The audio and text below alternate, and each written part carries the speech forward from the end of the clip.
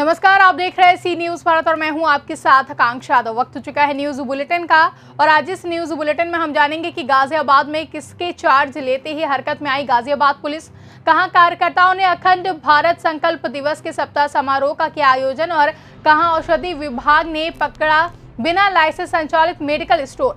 ये सब जानेंगे विस्तार से, तो चलिए शुरू करते हैं खबरों का सिलसिला।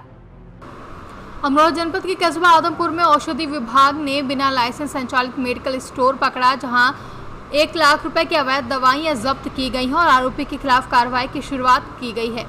बता दें कि अमरोहा जनपद के कस्बा आदमपुर में बिना लाइसेंस के संचालित हो रहे मेडिकल स्टोर से 1 लाख रुपए की अवैध दवाएं बरामद हुई हैं तथा 5 संदिग्ध दवाओं के नमूने भी भरे गए हैं, जिन्हें जांच विक्रेता हेतु सीज किए गए हैं, जहां आरोपी मेडिकल संचालक के खिलाफ केस दर्ज करने की तैयारियां भी चल रही हैं। जिलाधिकारी अमरोहा वी.के. त्रिपाठी के निर्देश पर सहायक आयुक्त मुरादाबाद मंडल मुरादाबाद द्वारा गठित टीम में मुकेश जैन, औषधि निरीक्षक मुरादाबाद उर्मिला वर्मा, औषधि निरीक्षक रामपुर और अमरोहा के औषधि निरीक्षक राजेश कुमार तथा आशुतोष मिश्रा, औषधि निरीक्षक बिजनौर द्वारा पुलिस फोर्स के साथ कस्बा आदमपुर में गोपनीय सूचना के आधार पर बिना लाइसेंस के संचालित मेडिकल स्टोर के खिलाफ कार्रवाई की गई है। जनपद अमरोहा जिलाधिकारी महोदय के निर्देश पे आज आदमपुर बस स्टैंड के पास एक अवैध मेडिकल स्टोर संचालित था।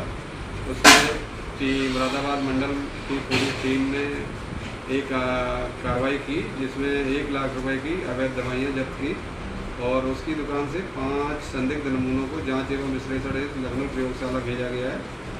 प्रयोगशाला से रिपोर्ट प्राप्त होने के बाद अधोमानक या स्पूरियस की कंडीशन में उसे कार्रवाई की जाएगी, जिसमें 7 से 10 साल की सजा का प्रावधान है और माननीय न्यायालय में आरोपी के विरुद्ध सक्षम न्यायालय में मुकदमा दायर किया जाएगा। अमरोहा से सी न्यूज संवाददाता गौरव श्रीमाली की रिपोर्ट।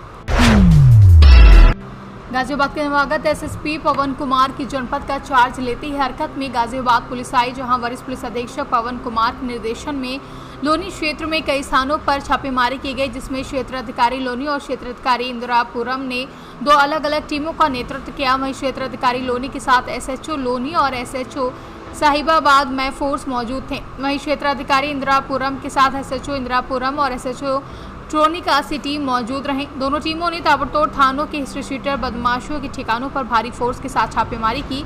इसके उपरांत अंसार विहार थाना लोनी और कासिम विहार ट्रोनिका में भी छापेमारी की गई और क्षेत्र के प्रमुख चौराहों पर इन टीमों ने सघन चेकिंग अभियान चलाया। ये अभियान लगभग 3 घंटे चला, जहां भविष्य में भी अपराधियों के विरुद्ध और अपराध नियंत्रण के लिए इस तरीके के अभियान चलाए जाएंगे। क्षेत्र में कार्रवाई की गई थी, किस तरीके की कार्रवाई थी? आज संपूर्ण लोनी सर्किल में प्लानिंग के तहत हम लोगों ने ये किया कि हमारे 2 सीओ लोनी और सीओ इंदिरापुरम, इनके नेतृत्व में 2 टीमों का गठन किया गया, जिसमें सीओ लोनी के नेतृत्व में हमारे एसएचओ लोनी और एसएचओ साहिबाबाद, ये दोनों लोग थे। दोनों ही अपने थानों की फोर्स के साथ थे। लगभग 50-50 की फोर्स 2 टीमों में थी। दूसरी टीम का नेतृत्व अभय मिश्रा सीओ इंदिरापुरम ने किया था और उनके साथ एसएचओ इंदिरापुरम और एसएचओ ट्रोनिका सिटी रहे मैं फोर्स। दोनों ही टीम हमारी में 50-50 लोग थे, जिसमें कि उप निरीक्षक, कांस्टेबल, हेड कांस्टेबल सभी लोग थे।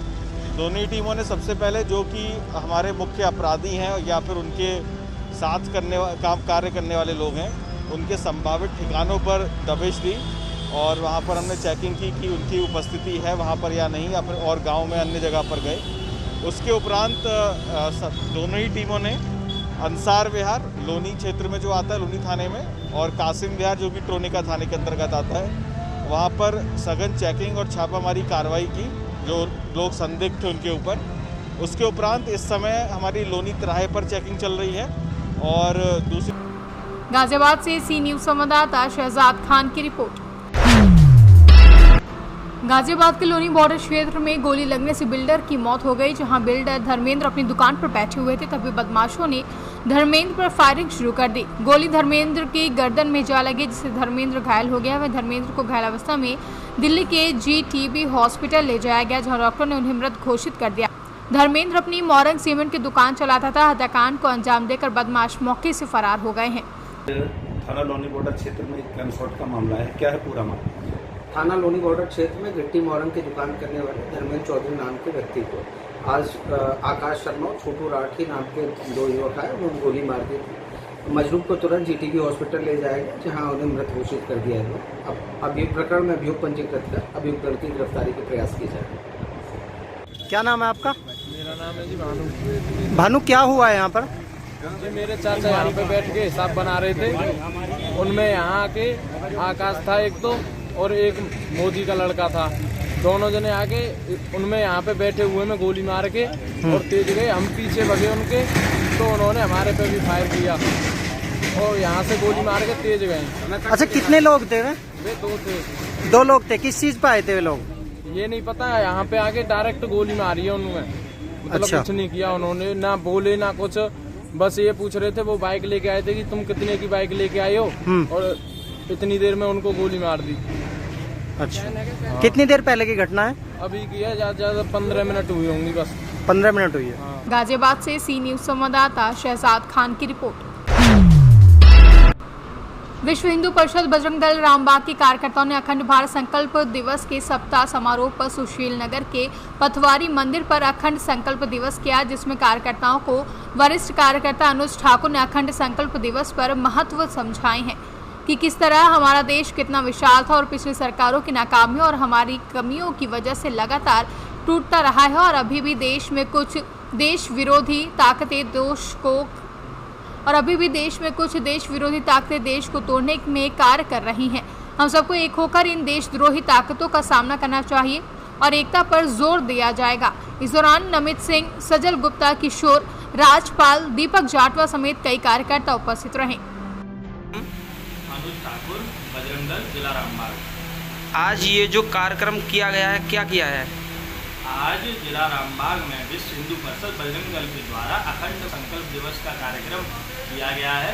सुशील नगर जो एक खंड है शहरी क्षेत्र में, जिसमें समस्त हिंदूवादी कार्यकर्ता एवं बजरंग दल के समस्त कार्यकर्ता उपस्थित रहे, जिसमें उन्हें यह बताया गया है कि पहले भारत कितना विशाल हुआ करता था। जिस नक्शे को आज हम देखते हैं वो कई बार देशों के बंटने के कारण आज बहुत छोटा रह गया है।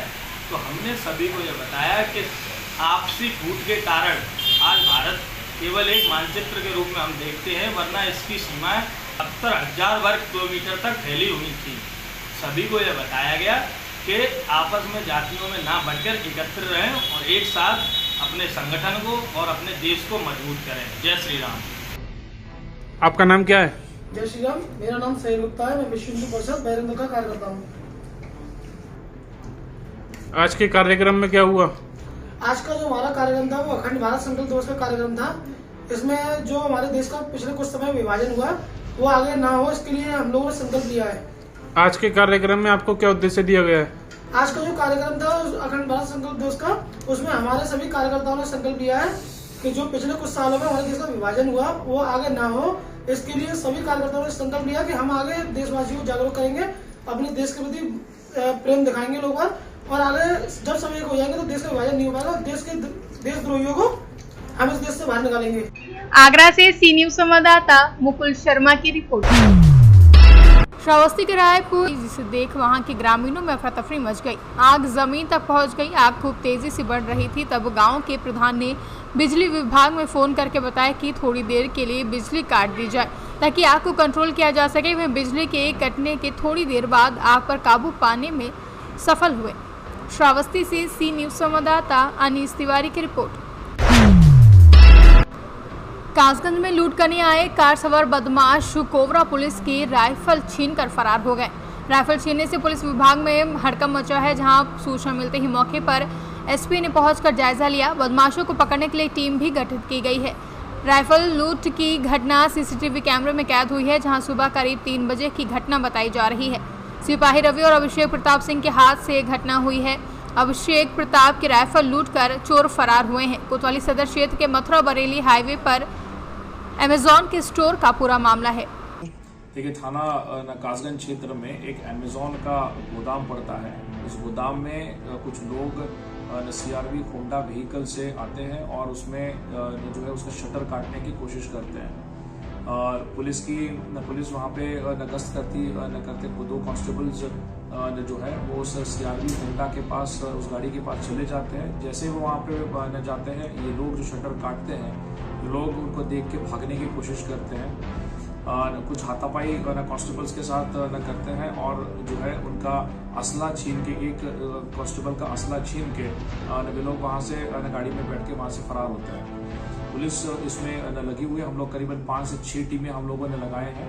फोरेंसिक यूनिट को हम लोगों ने वहाँ पे फिंगरप्रिंट्स इत्यादि के लिए भेजा है। जल्द ही इसका खुलासा करने का प्रयास करेंगे। कासगंज से सी न्यूज संवाददाता केशव उपाध्याय की रिपोर्ट।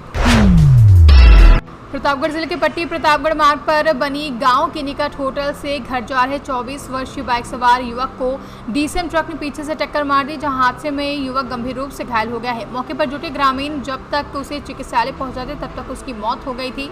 सूचना पर दीवानगंज चौकी इंचार्ज सूर्य प्रताप सिंह, दरोगा अमित मिश्रा समेत पुलिस बल मौके पर पहुंचे और शव को कब्जे में लेकर पोस्टमार्टम के लिए भेज दिया है। प्रतापगढ़ से सी न्यूज संवाददाता रोहित जायसवाल की रिपोर्ट।